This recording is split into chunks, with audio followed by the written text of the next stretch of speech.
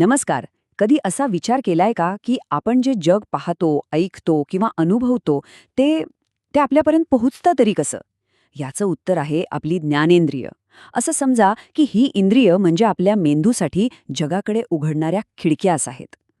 पण मग इथे खूप मोठा प्रश्न उभा राहतो.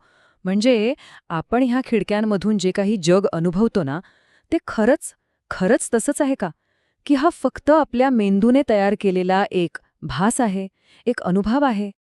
खरं तर विज्ञान आपल्याला हेच सांगतं, की आपण जे काही अनुभवतो ते बाहेरच्या जगाचं काही थेट प्रक्षेपण नाहीये. आपलं जग म्हणजे आपल्या मेंदूने तयार केलेलं एक चित्र आहे, एक मॉडेल. आणि मग प्रश्न येतो, की हे चित्र रंगवण्यासाठी जी काही माहिती लागते, ती मेंदूला मिळते कुठून? तर ती माहिती मिळते याच खिडक्यांमधून, आपल्या ज्ञानेंद्रियांमधून. डोळे, कान, नाक, जीभ आणि त्वचा. फक्त याच मार्गाने बाहेरच्या जगातली माहिती गोळा केली जाते आणि मेंदूकडे पाठवली जाते. आणि मग आपला मेंदू त्या माहितीचा अर्थ लावून आपल्यासाठी एक वास्तव, एक रिॲलिटी तयार करतो. चला तर मग आपल्या सगळ्यात प्रभावी आणि महत्वाच्या खिडकीपासून सुरुवात करूया. दृष्टी, रंगांनी भरलेली एक अद्भुत दुनिया. हे खरंच खूप इंटरेस्टिंग आहे बघा. आपले डोळे आहेत ना, ते एखाद्या हायटेक कॅमेरासारखं काम करतात. ते वस्तूंवरून परत येणारा प्रकाश गोळा करतात आणि त्याला इलेक्ट्रिकल सिग्नलमध्ये बदलतात. हेच सिग्नल्स मग मेंदूपर्यंत पोहोचतात आणि तिथे त्याचं रूपांतर एका चित्रात, एका प्रतिमेत होतं. म्हणजे याचा सरळ सरळ अर्थ काय? आपण डोळ्यांनी नाही तर मेंदूने पाहतो. बरं, आता वळूया आपल्या दुसऱ्या खिडकीकडे, श्रवण. ही ती खिडकी आहे जी आपल्याला आवाजाच्या अदृश्य लाटांशी, तरंगांशी जोडते. बघा, हवेत जी कंपनं असतात, म्हणजे साऊंड वेव्हज, त्या आपल्या कानात शिरतात आणि मग आपला कानाचा पडदा व्हायब्रेट होऊ लागतो. हीच व्हायब्रेशन्स, ही कंपनं कानातल्या लहान हाडांमधून प्रवास करत थेट मेंदूपर्यंत पोहोचतात.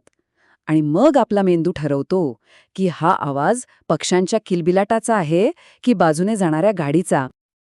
आवाजामध्ये एक वेगळीच शक्ती असते. एखादा आवाज आपल्यातल्या तीव्र भावना जागवू शकतो किंवा जुन्या आठवणींना परत समोर आणू शकतो. याचं कारण काय? तर मेंदूमध्ये जिथे आवाजावर प्रक्रिया होते, तो भाग भावना आणि आठवणी सांभाळणाऱ्या केंद्रांच्या अगदी जवळ असतो. जरा विचार करा, पावसाळ्यातल्या त्या पहिल्या सरींचा आवाज, लगेच तो मातीचा सुगंध आणि लहानपणीचे दिवस आठवतात, नाही का? चला, आता पुढच्या 2 खिडक्यांकडे जाऊया. ह्या अशा खिडक्या आहेत ज्या नेहमी जोडीनेच काम करतात. गंध आणि चव, म्हणजे आपल्या शरीरातले केमिकल डिटेक्टिव्हज जणू.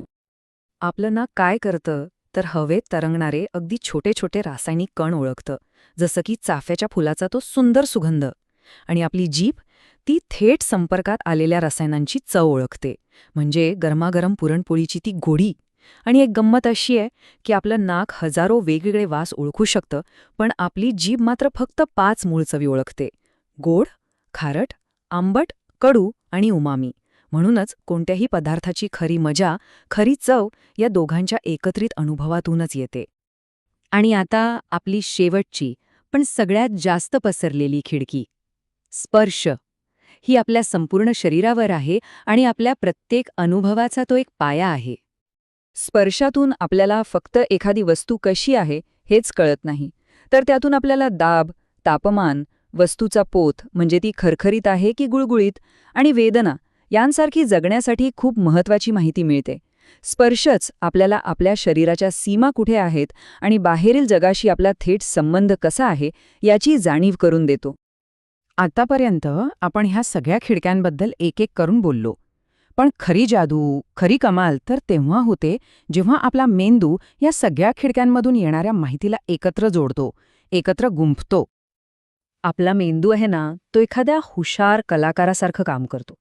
तो दृष्टी, श्रवण, गंध, चव आणि स्पर्श ह्या सगळ्यांकडून आलेली माहिती एकत्र करतो आणि त्यातून एक सलग, एक अर्थपूर्ण अनुभव तयार करतो. म्हणजे बघा, जेव्हा आपण एखादं गरमागरम गुलाबजाम खातो, तेव्हा त्याची ती गोड चव, तो सुगंध, त्याचा तो मऊ स्पर्श आणि त्याचा आकार, हे सगळं एकाच वेळी आपण अनुभवतो. हीच तर आहे आपल्या मेंदूची खरी किमया. आणि एक आश्चर्यकारक गोष्ट माहितीये, आपल्या मेंदूची जवळपास 50% एनर्जी फक्त आणि फक्त दृष्टीसाठी, म्हणजे पाहण्यासाठी वापरली जाते. या एकाच आकड्यावरून लक्षात येतं की पाहणं आपल्यासाठी किती किती महत्वाचं आहे. पण एक गोष्ट आपण लक्षात ठेवली पाहिजे. आपल्या ह्या ज्या खिडक्या आहेत ना, त्या काही परिपूर्ण नाहीयेत. त्या आपल्याला जगाचा फक्त एक छोटासा, अगदी मर्यादित भाग दाखवतात.